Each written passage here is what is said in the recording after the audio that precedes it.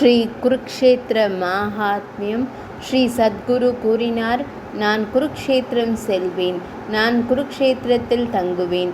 இவ்வாறு தொடர்ந்து இந்த மந்திரத்தை உச்சரிப்பவர் எல்லா பாபங்களிலிருந்தும் விடுபடுகிறார். குருக்ஷேத்திரத்தில் வீசிய காற்றினால் தூசியும் பறந்தது.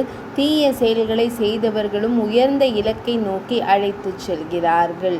தெற்கே சரஸ்வதியும் வடக்கே திருஷத்வதியும் உள்ளன. குருக்ஷேத்திரத்தில் வசிப்பவர்கள் ஸ்வர்க்கத்தில் வசிப்பவர்கள். இப்பகுதியில் சத்திரியர்களை அழித்துவிட்டு ஸ்ரீராமர் ஒரு புனித இடத்தை நிறுவினார். கடந்த காலத்தில் இந்த இரத்த குழம்பில் மனிதர்களின் பாவங்களை அலம்புகிறது, ஏனென்றால் அது பாவமற்றது. இப்பகுதியில் பூமியின் அதிபதியான குரு ஒரு யாகம் செய்தார். இது உலகம் முழுவதும் பிரபலமானது. எனவே அவருடைய இந்த பகுதி உலகில் குருக்ஷேத்திரம் என்று அழைக்கப்படுகிறது மற்றும் நீதிமான்களால் சேவை செய்யப்படுகிறது.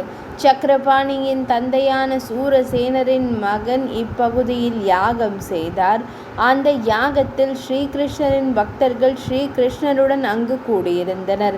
இத்துறையில் கோகுலத்திலிருந்து வந்திருந்த கோபியர் ராதை மாதவனுடன் இருந்தாள். வைஷ்மியின் தலைவர்களாலும் ஸ்ரீகிருஷ்ணரின் மனைவியராலும் வணங்கப்பட்ட அவள் மையலுக்கு முன் தன் நண்பர்களுடன் மகிழ்ச்சி அடைந்தாள்.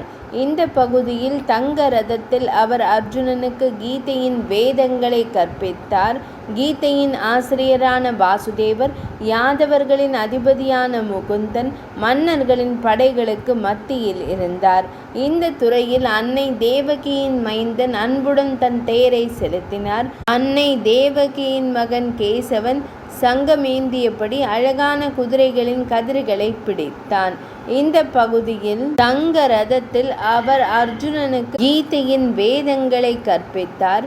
கீதையின் ஆசிரியரான வாசுதேவர், யாதவர்களின் அதிபதியான முகுந்தன் மன்னர்களின் படைகளுக்கு மத்தியில் இருந்தார். இந்த களத்தில் பீஷ்மரின் போரின் போது அவரை கொல்ல எண்ணி கையில் சக்கரத்தை ஏந்தியபடி பெரிய ஆன்மாவான ஸ்ரீகிருஷ்ணர் ஓடிச் சென்றார்.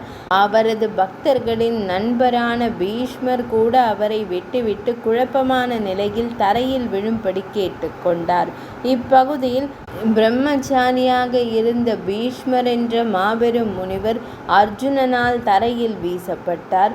ஸ்ரீகிருஷ்ணரை தியானித்து தான் பாணன் படுக்கையில் சாய்ந்தேன். அர்ஜுனன் அவருக்கு பாண தீர்த்தம் கொடுத்தான்.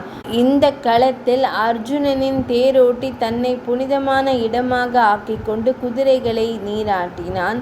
எல்லா நாயகர்களையும் வியப்பில் ஆழ்த்தும் வகையில் விளையாட்டுத்தனமாக யாகத்தை தெய்வ கடவுள் நிகழ்த்தினார். இப்பகுதியில் சிந்துவின் அரசனை கொல்வதாக பால்குணன் வாக்குறுதி அளித்தான். முகுந்தன் சூரியனை சக்கரத்தால் மறைக்கச் செய்து அர்ஜுனனை தன் வார்த்தைக்கு உண்மையாக்கினான்.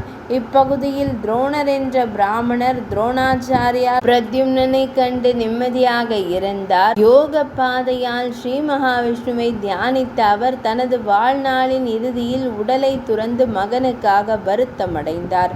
இந்த பகுதியில் பூமனின் மகன் பயன்படுத்திய ஆயுதம், அவன் கையில் இருந்து ஒளிரும் ஸ்ரீ வைஷ்ணவ ஆயுதம் முராரி. தாமரை தொப்புள் கொண்ட அர்ஜுனன் வைஜெயந்தி மாலையை அணிந்திருந்தான். இந்த துறையில் துரோணரின் மகன் பயன்படுத்திய நாராயணரின் ஆயுதத்தை நான் தூரத்தில் பார்த்தேன்.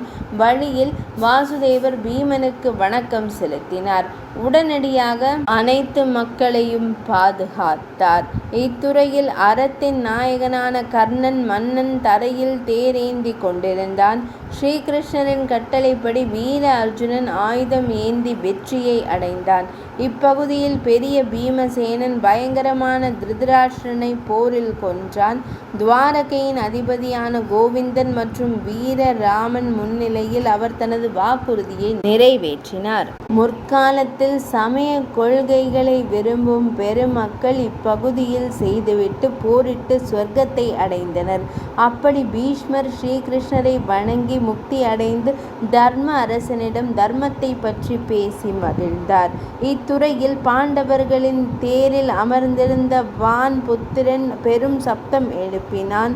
முற்காலத்தில் நாராயணரின் ஆயுதத்தால் எரிக்கப்பட்ட தேரோட்டி தனது இருப்பிடத்தால் பாதுகாக்கப்பட்டார்.